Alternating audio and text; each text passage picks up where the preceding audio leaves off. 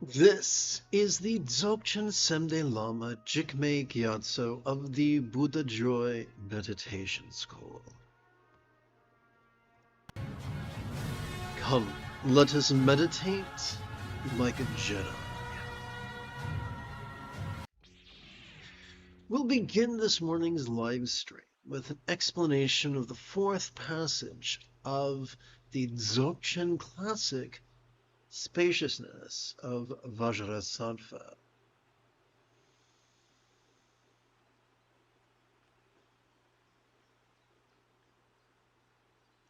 Earth, air, fire, and water are the indwelling divine, despite our mistaken notions.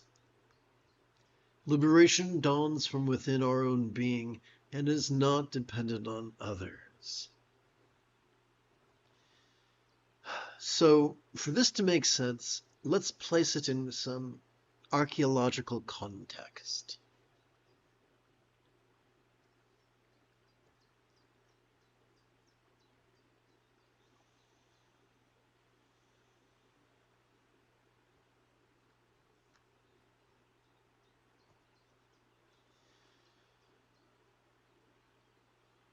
About 300,000 years ago, our ancestors enjoyed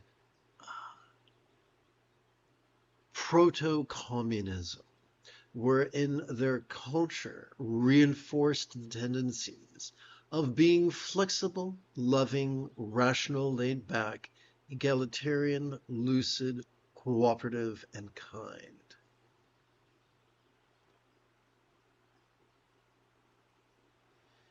Fast forward approximately 290,000 years, and we experienced the Neolithic Revolution and the advent of proto-capitalism that turned society on its head and began training us to be rigid, fearful, superstitious, controlling, elitist, cryptic, competitive, and cruel. Carl Gustav Jung did an excellent job pointing out how every culture has their own fall from grace myth. I wonder if this could be the basis of that. So let's take a closer look at what happens to our meditation practice when we are defined. Well, let's jump back for a second. Sturgeon's law reminds us that 90% of everything sucks. So, with 90% of humans, especially 90% of meditation teachers, who are not only rigid, fearful, superstitious, controlling, elitist, cryptic, competitive, and cruel, but they think it's really marvelous and they think you should be that way too.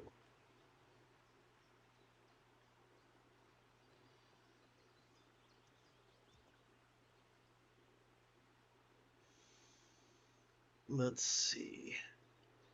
These are the people who are into duality, and they will tell us of our own inadequacies and how we are bound to fail and take inauspicious rebirth and in some sort of a hell. These people love to talk about hell.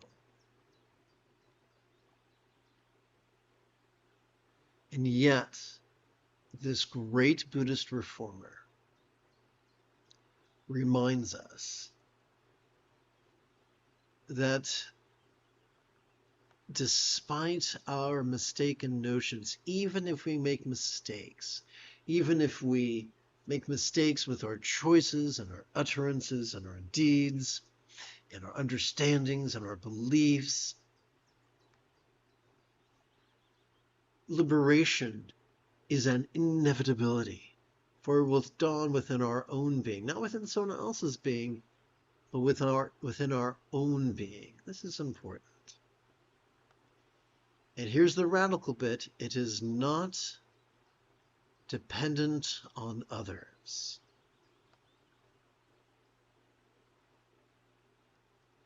And someone might say, but don't you need a divine entity to show you the way? And so this passage begins with a couplet inferring that you are the one you've been waiting for. You are that divine entity. Not literally, but figuratively. Here's how it works. In days of yore, in the Iron Age, it was taught by many people that for simplicity's sake there were only 4 elements.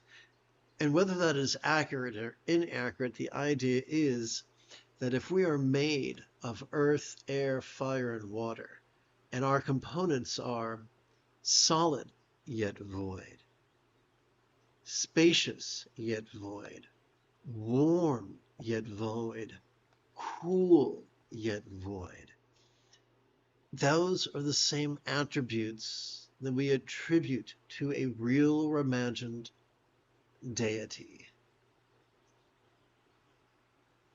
This image, this archetype, holds a Vajra and a bell, a Vajra and a Ganta, a Dorje and a Drulje. Drulje, trouble pronouncing that word. I think it's Druljo. Druljo. Anyway, it doesn't matter. This represents inhalation, this represents exhalation. This represents noticing, this represents relaxing. We can notice earth, we can relax into its voidness. We can notice air, we relax into its voidness. We can notice warmth, we relax into its voidness. We notice coolness, we relax into its voidness. We are wired for non-neurotic, gentle insight. Let's return to the neurology of enlightenment.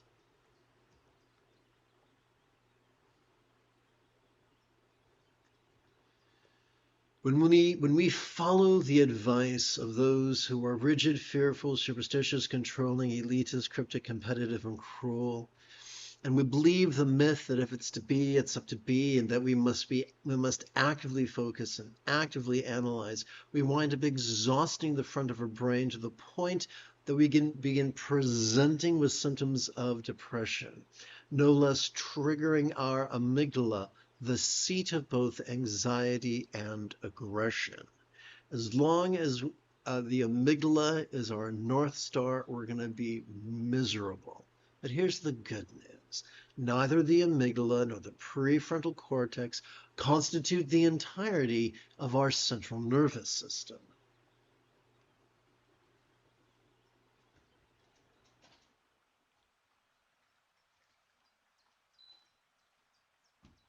Consider, if you will, the simple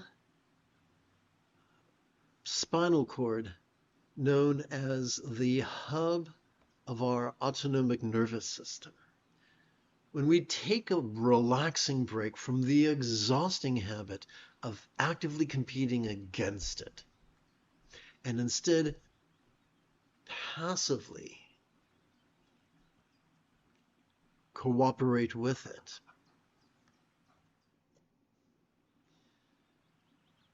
the aggression and anxiety of our amygdala is calmed, and the empathy of our anterior cingulate gyrus is gently stimulated. No less the peace latent within the extremes of our spinal cord. Let's take a deeper look. We'll begin with mindfulness. Every time we inhale, whether we know it or not, we have evolved to automatically access the middle bit of our spinal cord, which functions as the hub of our sympathetic nervous system. It has evolved to help us to notice in a special way. It has evolved to help us to vulnerably, passively, viscerally, randomly, and fleetingly notice all mind's antics of perception. Seeing, hearing, feeling, tasting, smelling, and the like, including the full spectrum of human emotions, intentions, cognitions, recollections, and imaginings.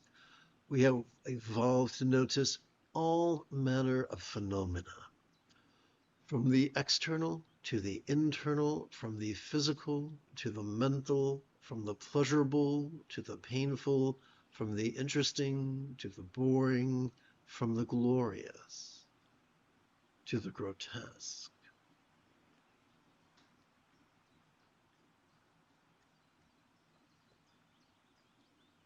But what are we to do with all that stuff that we notice?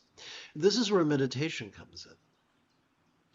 Every time we exhale, whether we know it or not, we have evolved to automatically access the tippy top and the very bottom of that same spinal cord. These two regions working as a team could be described as the hub of our parasympathetic nervous system, which has evolved to help us to physically relax and mentally release during our exhalation to such a degree that that which we noticed during our previous inhalation could fleetingly feel less stressful, less permanent, less defining, and even as non-graspable as a vast empty void. Emptiness is just a metaphor. It only makes sense when we relate it to something practical. As non-graspable as a vast empty void, like the illusion of the infinite azure sky on a bright and beautiful cloudless morn, which, although could look tantalizing to the eye, could feel non-graspable to the hand. Simply by cooperating with the hub of our autonomic nervous system, as we inhale and as we exhale, the remaining six folds of the eightfold path manifest spontaneously, inevitably. It is this eightfold path that constitutes the Buddha's definition of enlightenment. Simply getting so good at the mindfulness and meditation and wisdom, flow state, and love that come from it, that we practice them spontaneously, habitually, easily, and effectively. Perhaps this is why the Buddha explained in the second to the final passage of his discourse on the four bases of mindfulness that one could master this path in as little as 7 days.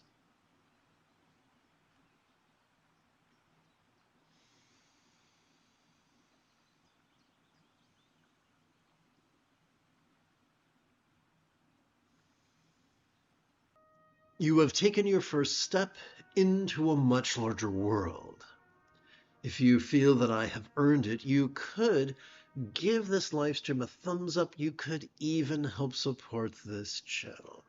For Meditate Like a Jedi is made possible thanks to the generosity of viewers just like you.